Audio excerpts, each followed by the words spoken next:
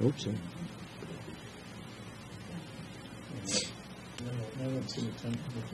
Oh, it's so tempting. Here we go. Good evening.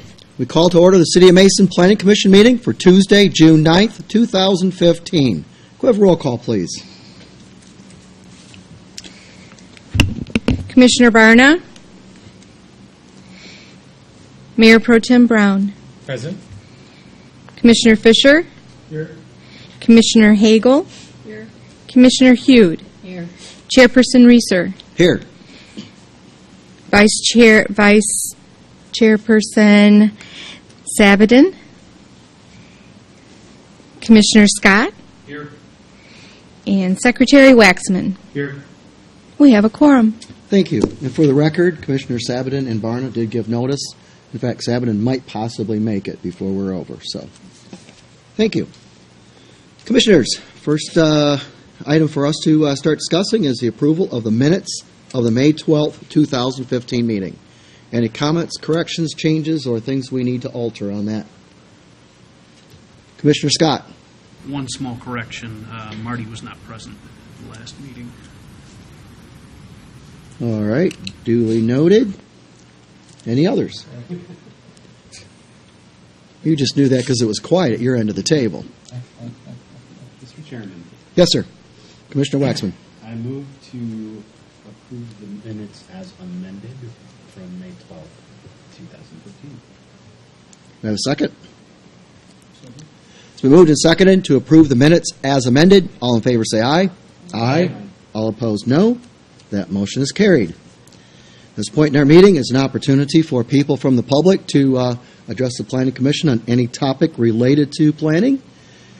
Having nobody in our audience to come to the podium, we will move right on to announcements. Commissioners, any announcements? Mr. Chair. Yes, Mayor Pro Tem.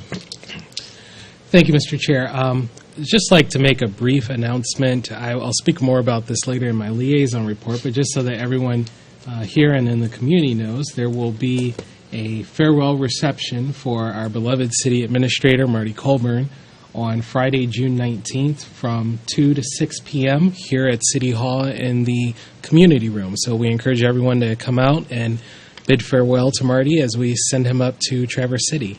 Again, that's Friday, June 19th, here at City Hall from 2 to 6 p.m. Thank you. Thank you. Commissioners, any other announcements? All right, moving right along to regular business. Item 6A is a report on the Medical Marijuana Ordinance Subcommittee activity. Mr. Haywood, would you like to start us off? Sure. And if you like, you can just point right down and delegate it to somebody on that subcommittee, and we'll put them on the spot, right? That's all right. I can cover All right, go ahead. Smile over there and just go ahead. The committee met on after the last council meeting on May 12th and continued their work toward drafting a draft ordinance to deal with medical marijuana businesses.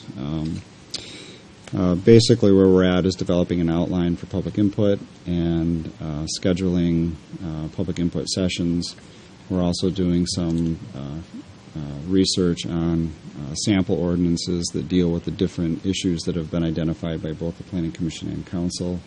Our planning intern, Thomas Girdwood, is actively pursuing the ordinance research. He's created a really nice table that identifies the different municipalities that have addressed this issue and what types of different components of their ordinance deal with it, such as is it restricted by zoning district? Are there distance restrictions around different types of uses, such as parks, churches, and other institutions?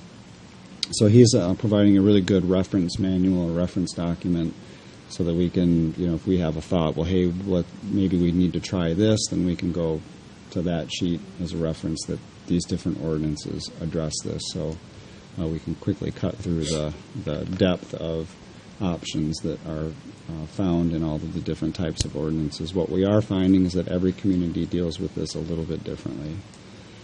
So there's no easy one-size-fits-all kind of approach to this.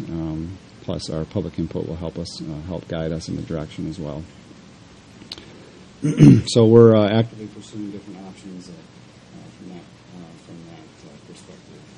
We're looking at distance options for sensitive land uses and what that would look like in our community. So, for example, what does a 300-foot buffer to a medical marijuana establishment look like to a 1,000-foot, and how does that cover land coverage, and what does that look like? So we've drafted up a couple models for that. We're going to look at that tonight. And we also have a past document that we found that dealt with this in a similar way. Our ordinance limits adult uses in a similar way with different distance restrictions, and we actually have a map that we found in our file that shows what that would look like. So we're going to look at that as well tonight. I have an understanding of how this would affect the community. So we're in the process, and hopefully within about a month we will have held our public input sessions and can start reporting back about how our community feels about the issue and actually start drafting up a document. Beautiful. Great, thank you. Commissioners, anybody in the subcommittee that would like to add to what David has shared, or any questions for David or the committee on what they've been going? I think we're set. Thank you, David. Thank you. Next item is the report, again on the subcommittee, this one on the sub-area planning. Thank you. Yeah, once again, a very similar topic that we're dealing with. We're actually planning now for stakeholder meetings for these topics, probably the week of June 22nd, either the 23rd or 24th, in the middle of the week there. We haven't nailed down the date yet, but it's probably going to be around that time. Kind of try to get graduations and things behind us and try to find a reasonable week to work in there and see how our response goes for that meeting. We've drafted notice of intent to plan statements as well as stakeholder invitations. We've refined our stakeholder list to be more inclusive of neighborhoods that might be impacted by development in these two areas that we're studying. And hopefully we'll have good attendance. Have to find some creative ways to attract people to provide participation and kind of go from there. So we'll see where we go. Great. Commissioners, any comments or additions to what David had to say? Guess we're doing good, David. You're batting 100 right now. That's great in Major League Baseball. So, all right. Thank you, sir. All right, Commissioners, unfinished business. No unfinished business. New business. Correspondence. All right, we're going too quiet. Mr. Mayor Pro Tem, liaison reports. What's going on with council then? Thank you, Mr. Chair. Quite a few things to share with the Commission tonight about our activity over the past several weeks. First of all, with specific interest to the Planning Commission, the Council passed Resolution 2015-20, which declared an additional temporary moratorium on the issuance of licenses for primary caregiver operations in dispensaries in the City of Mason.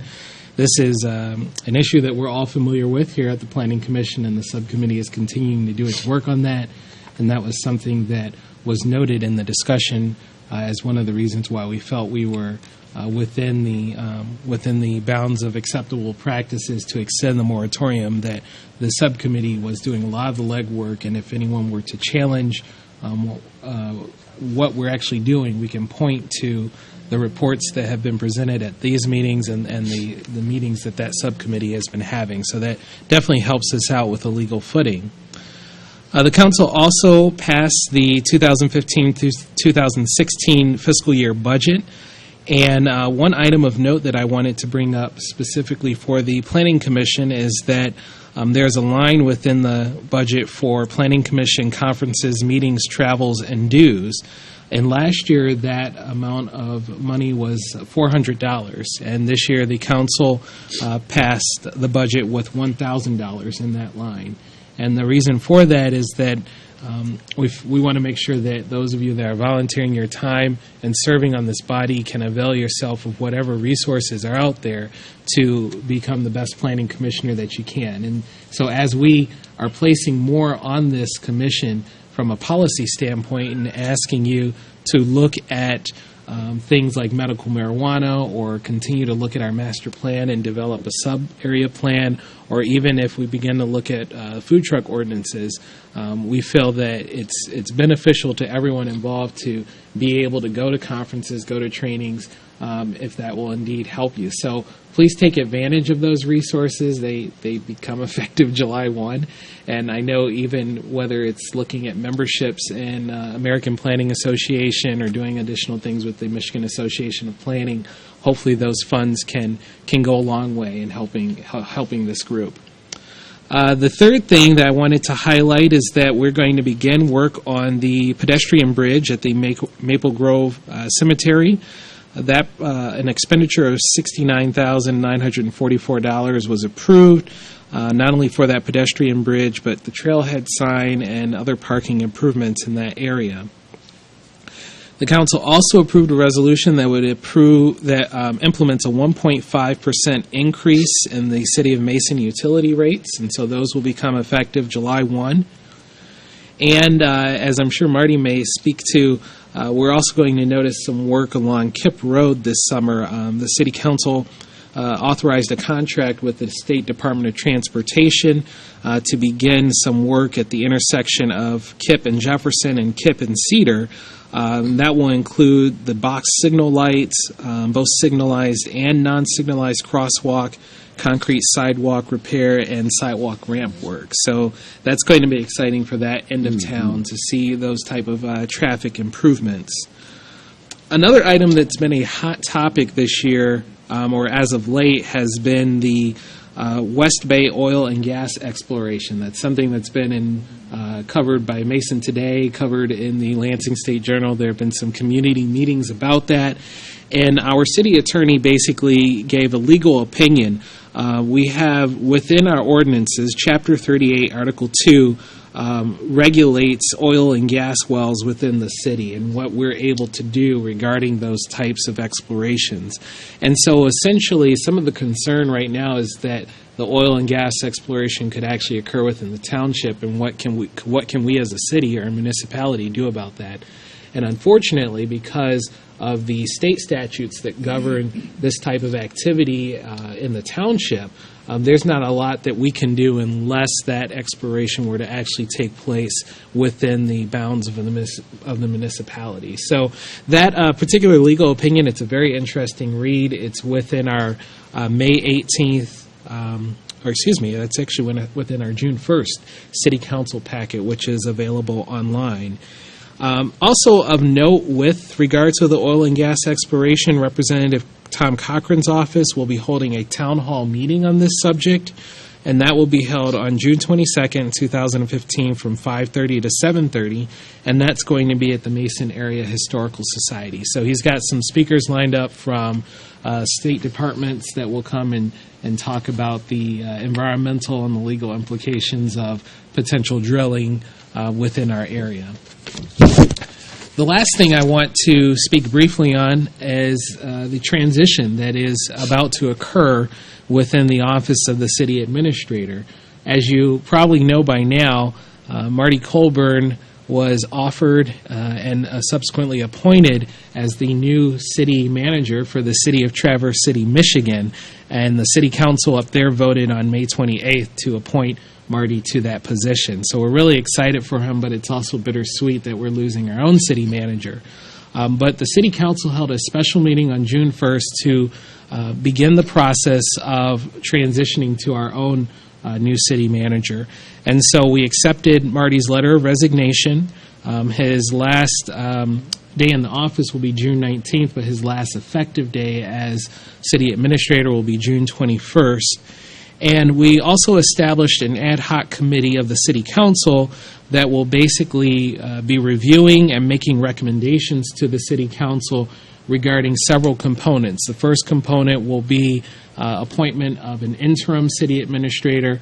The second recommendation they will probably make will be concerning what sort of consulting firm or independent third party would help us with the city administration search process. They will also serve as an initial screening committee for reviewing applications and then making recommendations to the council regarding who should receive interviews.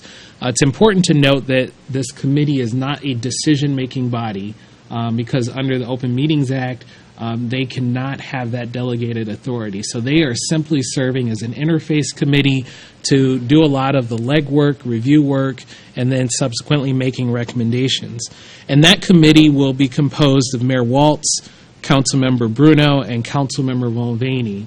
And both Councilmembers Bruno and Mulvaney have experience with hiring a new city administrator. Councilmember Bruno was part of the process that hired Pat Price, and Councilmember Mulvaney was part of the process that hired Marty Colburn. So we believe that we've got some good experience on that subcommittee.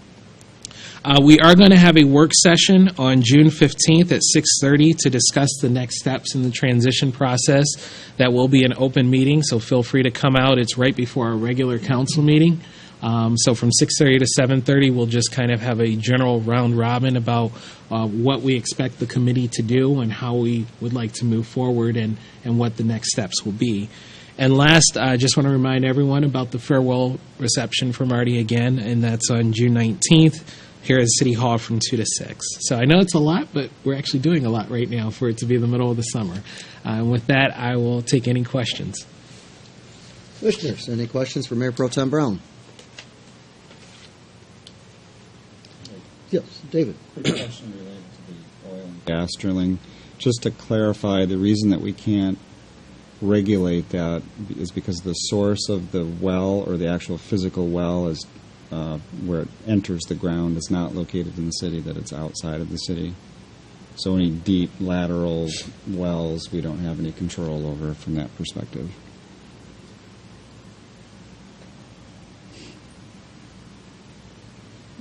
Oh, were you asking? Or Yeah. Oh.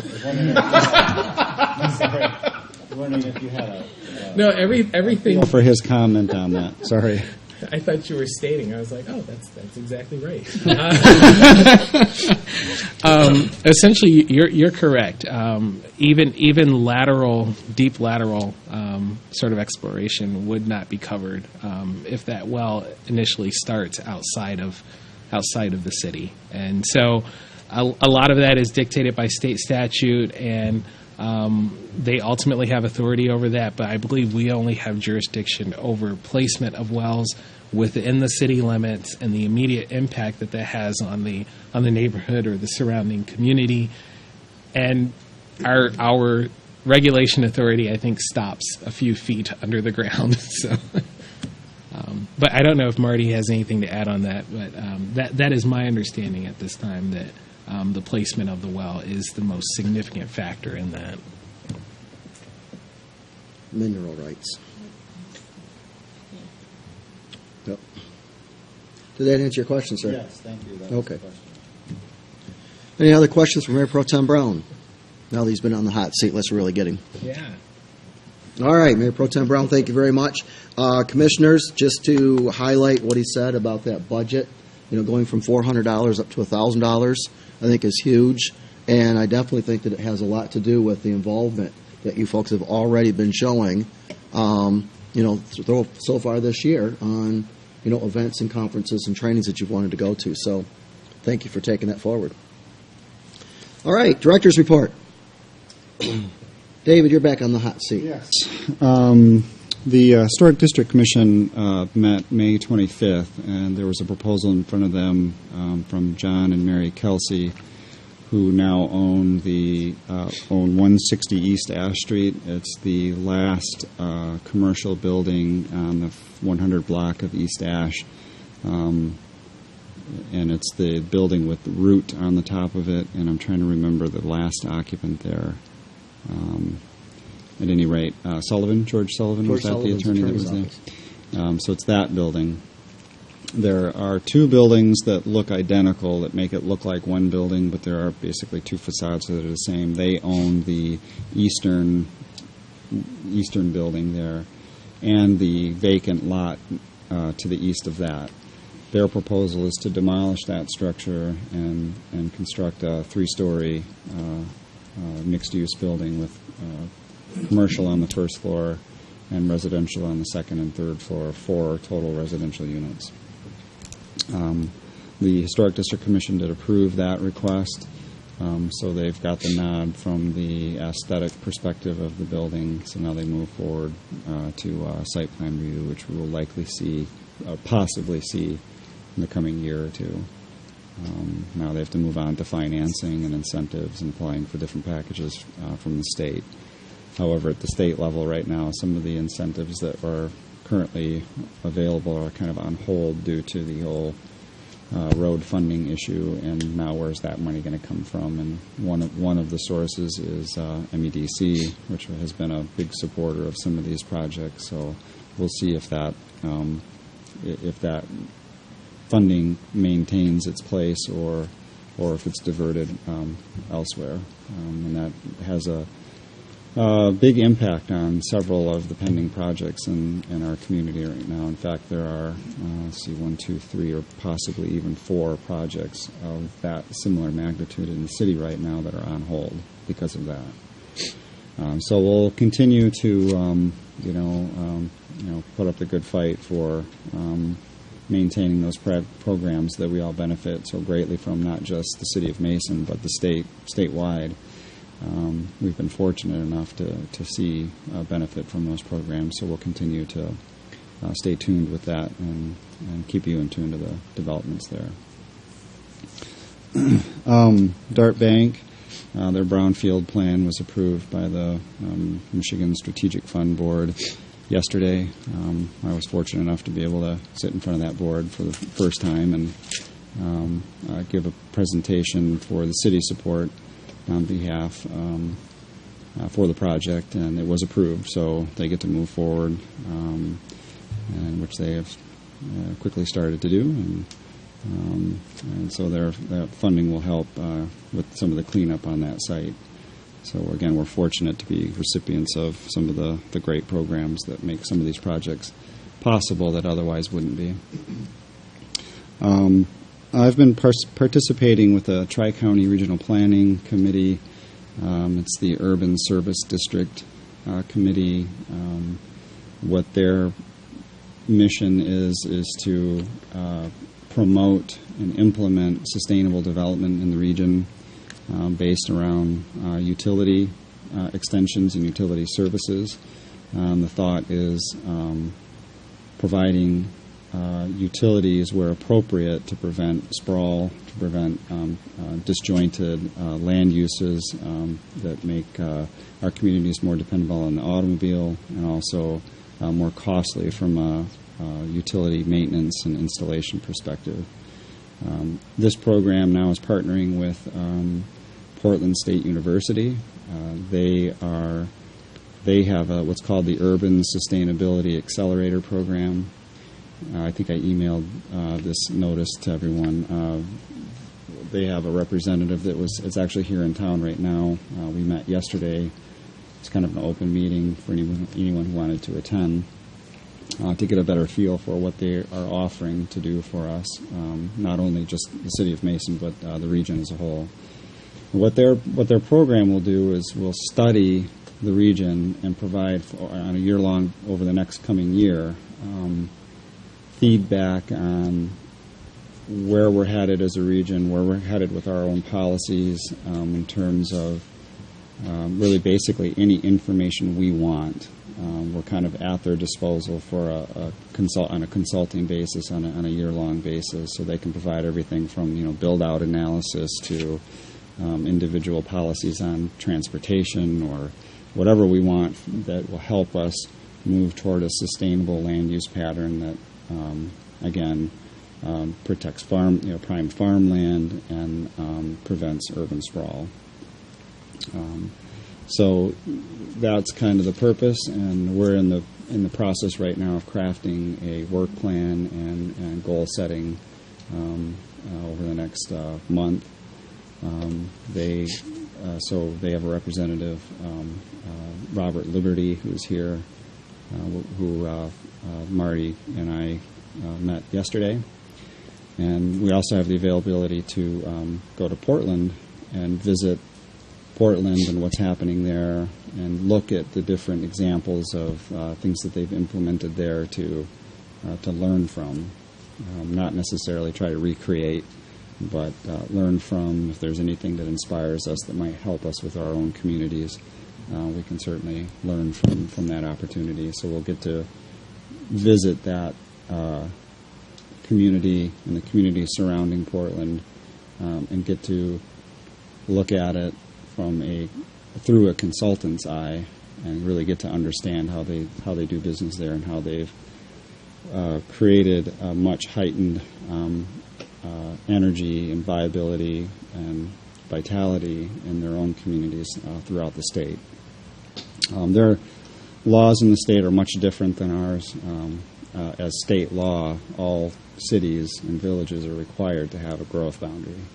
So it's a little bit different from their perspective. They are very serious about focusing their effort on urban development as a means to save public costs, save energy, be more environmentally sustainable from that perspective. We're not saying that that's something we're going to recreate here, but it's certainly something that we can glean from if there are any tools that might be appropriate for land use patterns in this region. There are lots of reasons why it's not a perfect scenario. It doesn't work for everybody, but it certainly is something to learn from. So I'll be going out there in early July to visit them and learn everything I can learn from them. And so wanted to pass that along, that I'll be. And in fact, really anybody can participate in the program and go there. We just have to cover airfare, and there's a $600 participation fee. And that would be the limit of the expenses, and everything else is covered. So if you want to learn more about how to participate with that, please do so soon, because it's right around the corner, and flights will get more expensive as we get closer to the deadline.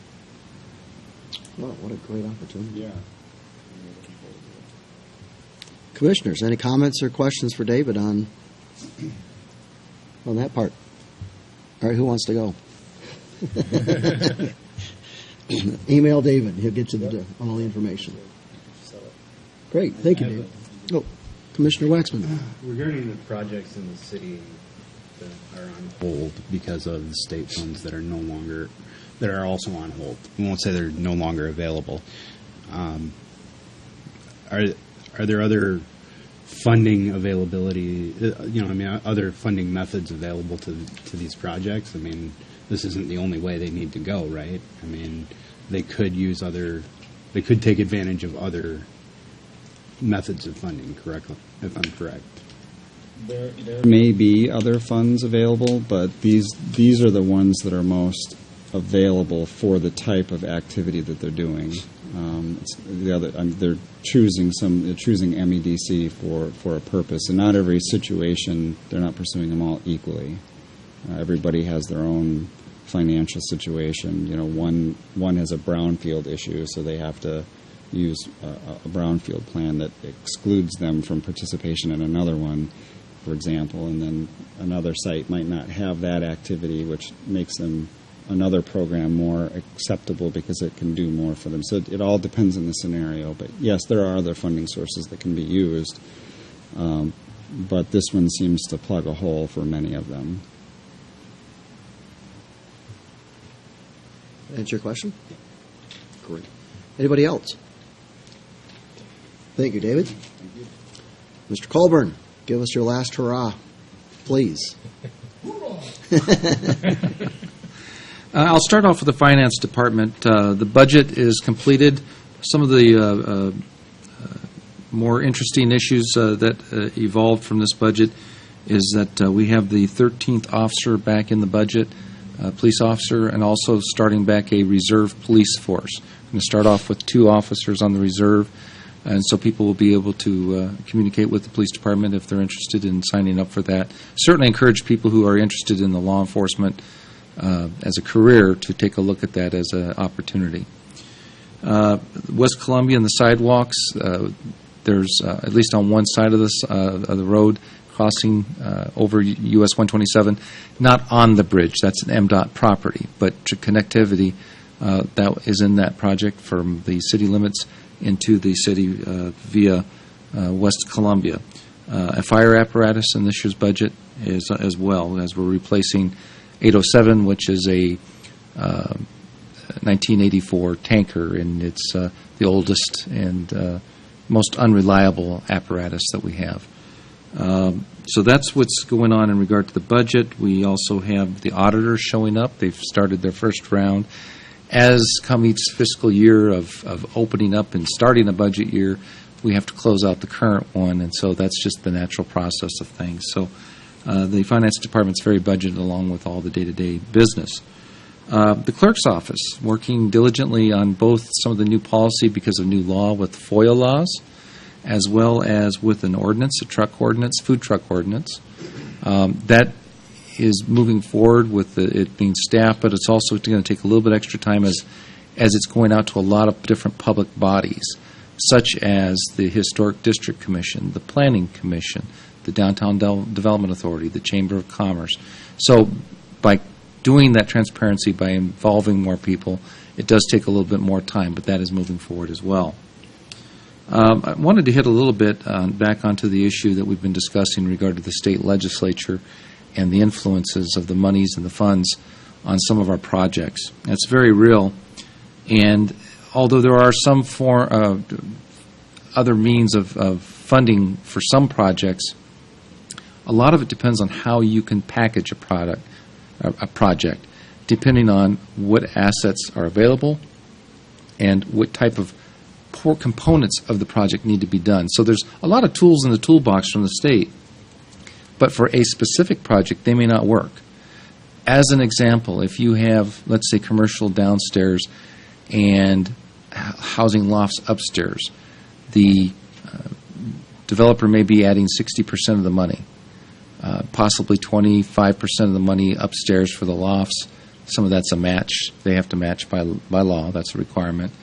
And say some of the commercial downstairs. If all of a sudden MEDC's commercial monies available for the commercial through MEDC go away, can they pencil out the project to make it work? That's where it gets difficult and challenging, is as they're piecing these projects together, how they pencil it out is the real challenge of making it all work. So it's a real threat. I'm not going to kid you. What we see is them trying to fix our roads and solving one problem by taking the money from a very significant agency, MEDC, the Michigan Economic Development Corporation, which is a public-private entity, and in essence stripping it of some of their funding. Certainly a lot of the community programs going away, and that absolutely will have a negative impact on local governments, hands down. So I see it as kind of swapping problems. It's what happens when there's limited dollars, and unless the state comes up with new resources, that's the reality of governing. Some of those projects, though, we have some pretty neat projects. As you know, we've been very successful with the CDBGs, and the CDBGs are actually one component that still exists. The problem, for instance, our contact with the CAT team, that's the community team member, those jobs will go away. So the people that you work with are not going to be there, so then it's going to be juggling new staff in terms of working and interacting and interfacing with the cities, and how we communicate, how we get the job done. It's going to be a real challenge. I'm not going to kid you. This is not something we look forward to as it evolves. Some of the projects we have going on, this is summertime. This is a very, very busy time for us. Washington Street and Lansing Street, we've put in the water lines, hydrants where appropriate, and have asphalted the first layer of asphalt down. Maple Street, we're doing in 2 phases. The water line is in the first phase from Temple Street out to Lawton Street, and that should be asphalted here in the very near future. Starting tomorrow, they're supposed to start phase 2 of tearing up the asphalt from Lawton Street up to Rogers Street. We have a couple of drain crossings there as well. So we're working with the Drain Commission on those particular components of the project. South Cedar Street, also in 2 phases from Oak Street, and that should start in July sometime. That's a MDOT grant that we acquired. It's actual federal dollars that pass through the Tri-County. MDOT administers the letting of those grants. And the first phase will go from Oak Street to South Street. That will be a mill and fill. And the second phase from South Street down to Willow Creek Bridge. And that will be a total reconstruct. Not the bridge itself, but for the road.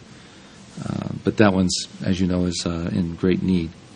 Kip Road, there's a safety grant that we acquired, and that'll be traffic lights and box spans at Cedar and Kip and Jefferson and Kip. And then on the north side, sidewalk over to US 127. We also, working with the Ingham County Road Department, we helped them acquire a $400,000 grant, and that'll do repairs basically from US 127 to the front gate of Gestamp. And then they, using their original $600,000, which was originally for the entire project, that'll be basically from Gestamp out to Dexter Trail. No doubt that with it starting later in the year, that's going to have some influences, but they're aware of, for instance, the fireworks of the fairgrounds. They're aware of those events. Can't comment as to how much interruption that will have, but the good thing is we'll get Kip Road repaired. Two trailheads, you've already discussed briefly the pedestrian bridge on the north side of near the cemetery of the Hayhoe Riverwalk. We acquired a TAP grant, basically a $40,000 grant, in an attempt to try to fund the south trailhead down near the Art P. Silver Respite. So this came in extremely late in the year.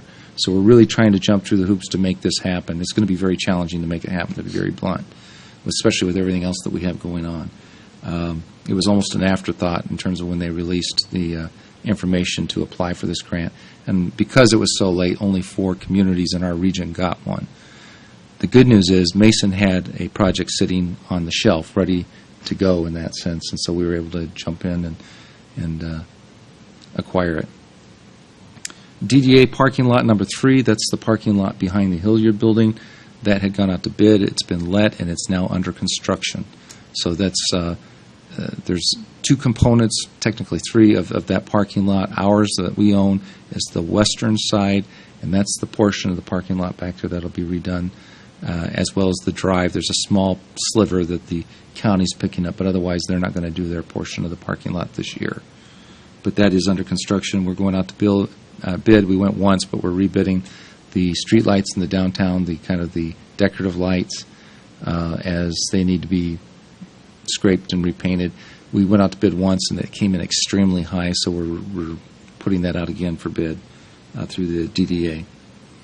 And I think that covers, for the most part, it's a very busy, active year. We've got a lot of projects going. There's other things happening, but that kind of covers the bulk of it. If you have any questions, please feel free to ask. Commissioners, any comments, questions for Mr. Colburn? Last Saturday, it was 2 degrees with a slight breeze from the southwest on the beach. Really? Back to a serious note. Commissioners, any comments or questions for Mr. Colburn? Please keep it polite after that last statement that he had. Mr. Chairman. Yes, Commissioner Waxman. Mr. Chairman, I would like to thank City Administrator Colburn for his dedication and years of service to this city. His wealth of knowledge and contacts hopefully will not be lost to the city, and we welcome him back anytime. Thanks, sir. Thank you. Well, I'd like to say also that thank you very much. If it wasn't for you and the relationship of city business and things going for your foresight, I wouldn't be sitting in this chair with my tenure. And I thank you very much. I thank you very much for the empowerment with the staff. And we're going to miss you. City's going to it's going to be some speed bumps in there, but it'd be very difficult to fill those cowboy boots. We can't get another city manager. But if it wasn't for the way that you did manage and coach and the way that you helped others to be able to grow, including myself, and worst cake, white cut it. So thank you. We're adjourned.